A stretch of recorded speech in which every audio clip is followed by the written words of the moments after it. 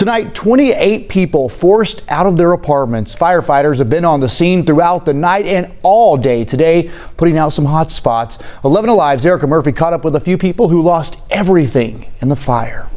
Hundreds of people were evacuated from the Reserve at La Vista Walk complex on La Vista and Cheshire Bridge Road. For the first few hours, people took shelter on MARTA buses, but now the Red Cross and the City of Atlanta have stepped in to set up a temporary shelter at the Central Park Recreation Center. This was a very big fire, and this is what we do. After a big fire like this, often we open a shelter. People need a safe place to stay, and that's why the Red Cross is here. Almost 12 hours after the fire started, 35 people have registered into the shelter. Displaced resident Sabrina Anthony is here with her kids. She lost everything. You know, I understand that people say things can be replaced, but memories cannot be replaced. When you have special memories, that cannot definitely be replaced. But yes, we're just going to take it hour by hour. Red Cross volunteers tell me that they do a lot for fire victims that come through their doors. Today at this temporary shelter, they're giving out these comfort care bags, and inside the bags are personal care items like body wash, a washcloth, all of the things that you would need at a time of crisis.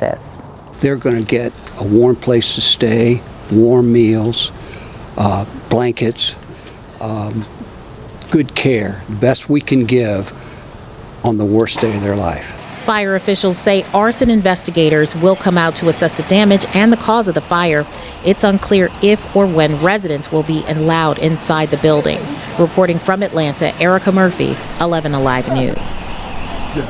We're working to get new details in a deadly crash in Sandy Springs. It happened just before 2 o'clock this morning. Police say 5 cars were involved on 285 eastbound at Roswell Road. Now, one driver took off on foot. 2 others were rushed to the hospital. One of them later died. Now, police are still trying to identify that person who took off. And tonight, again, as we get more information from Sandy Springs Police, we'll pass it along to you. But right now, 3 people are recovering after an early morning shooting in a shopping center parking lot in Brookhaven. The triple shooting happened just after 5 o'clock this morning. The victims found in the Suntan Shopping Center parking lot. A Georgia DOT camera captured the police response there. The good news, all 3 victims are expected to survive. At last check, no one has been arrested. Well, today, as we all pause to thank our veterans and military service members, some local companies are doing the same. Here's a look at some of those deals and discounts happening on Veterans Day. Right now, a free donut at Dunkin' and a free hot or iced coffee at Starbucks. You can also grab some free coffee and a donut at Krispy Kreme or a free breakfast combo at Wendy's. Now, you have about an hour, less than an hour, to go over to IHOP. They'll be giving away free pancakes and a pancake combo until 7. And Applebee's offering a free meal when you dine in. We have all those deals and more as long as you show your military ID at 11alive.com. Well, we do want to say a special Happy Veterans Day to our own Ron Jones. Ron joined the service right out of high school back in 1976. He'd been stationed at various posts all across the world, from Fort Benning to Korea and Germany. He served in the military for 8.5 years, so we say Happy Veterans Day to Ron. And of course, he's enjoying his Saturday out there. But I'll tell you, not the greatest days out there. A lot of Veterans Day events had to be canceled this morning. Meteorologist Bo Beth Yates in tonight. And Bo Beth, still not a great evening out there. Not a great evening at all. This is a live look at our Midtown camera. You can't see much. Look at it. It's just really, the clouds have rolled in, patchy fog out there. Just a mix of, if things just couldn't have been more dreary, we just needed like something else to happen. Right now across the metro, just about low 50s for much of the area, 52 for Atlanta, and that rain chances will continue as we go through the rest of the day. Overnight lows will get down into the mid to upper 80s. A little bit warmer for Dalton. They're going to be at 50, but the rest of the metro just about that 48-degree mark. Now, those rain chances I told you about will continue. Now, let's track it. So by 8 o'clock, we're going to see much of the area along the I-20 corridor experiencing some showers. So we got Carrollton, Atlanta, Conyers, Covington area. So that's what's going to happen by 8 o'clock. But look what happens as we go overnight hours. That's going to slowly start to move out of the area. As it does, we're going to wake up tomorrow morning with some light showers. You want to give yourself a little bit of extra time tomorrow as you make it to worship service as you get on the road, because there will be some light showers still out there. But for the most part, it won't last all day. By 12:30, just going to be clouds behind it, and then those clouds will start making its way out of the area for the start of the work week. Now I'm going to give today's, our Sunday, a 6 on the wazometer because of the morning showers. Now we're hoping it will make it up to about 60 degrees for the highs, but relatively much of the area will be into the mid to upper 50s. And you would think all the rain we experienced would have helped with our drought conditions. No, not likely.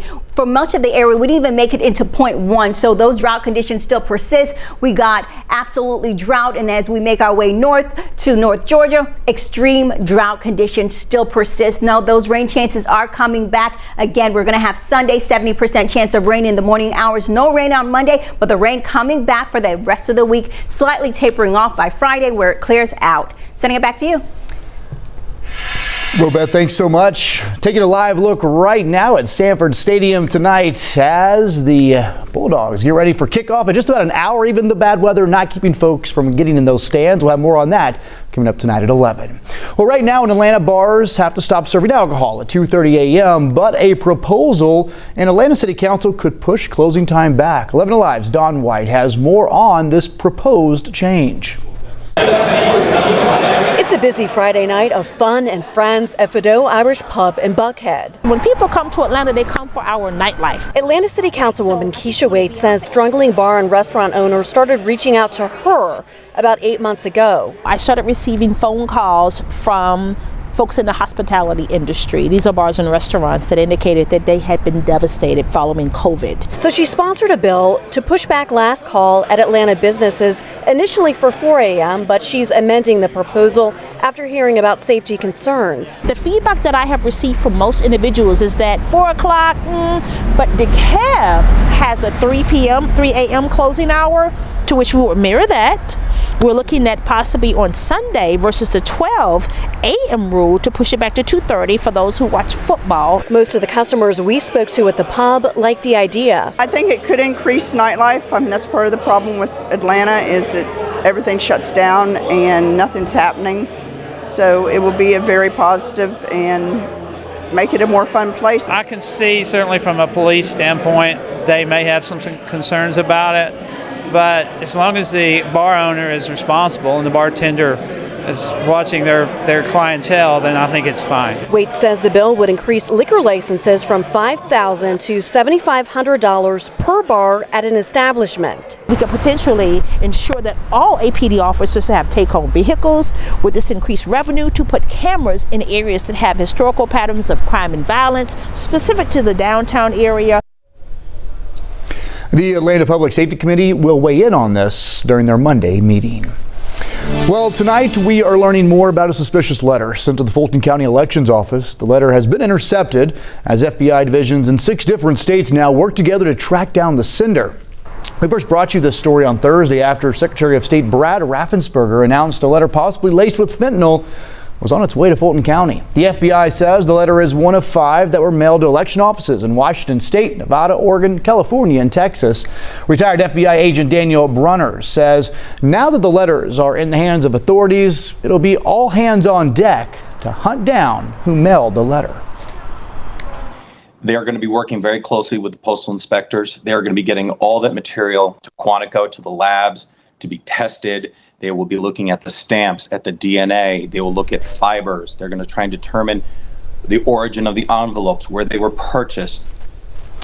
Secretary of State Brad Raffensperger calling this an act of domestic terrorism. He says Fulton County election workers have been given Narcan and they've been trained on how to use it in case of an emergency. Well, staying in Fulton County, days from now, election officials are set to recount all of the votes cast during Tuesday's election. The countywide recount impacts about 36 different races. Beth Yates has a look.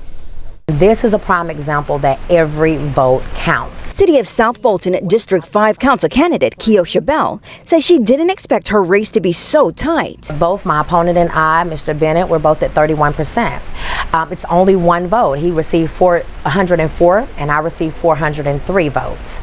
And then we have our incumbent who actually is at 38%. So it's a very, very tight race. And with the race so close, every vote counts. In fact, on Election Day, Kelvin Bennett says he was speaking to voters, and after describing his stance on gun control, one new resident committed to voting for him. He went in and he came back out and said he voted for me on that one issue. And that right there is the one vote that may have put me ahead. University of Georgia political science professor Charles Bullock says it's rare to have results that close, and that the District 5 race already qualified for a recount because the results are half of a percentage point different. But he's shocked that all Fulton County races are being reviewed. I think it's surprising that they're going to recount the contests which are not within this half percentage point margin.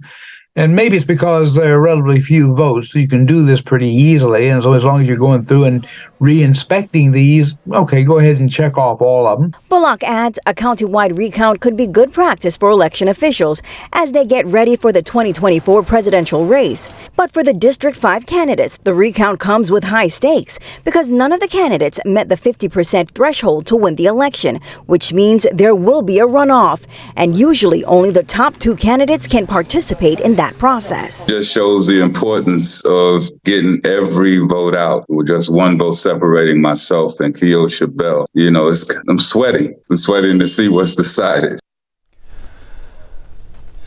Well, tonight we are learning more about a new statewide program we first told you about Thursday. It's aimed at helping inmates successfully reintegrate into their society after prison. Well, my goal would be one day in the state of Georgia that every single individual that is released is employed, or at least has the opportunity.